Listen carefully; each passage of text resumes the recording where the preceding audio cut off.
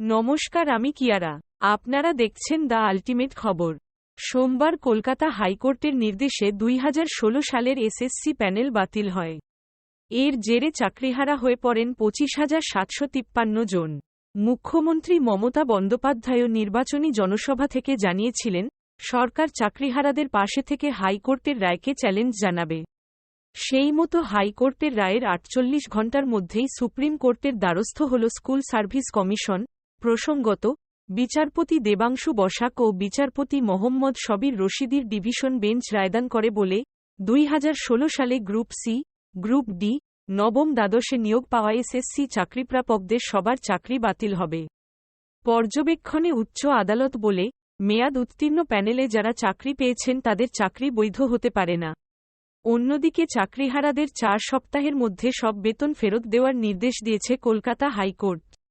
প্রাপ্ত বেতনের ওপর 12% হারে সুদ দিতে হবে চাকরিহারাদের।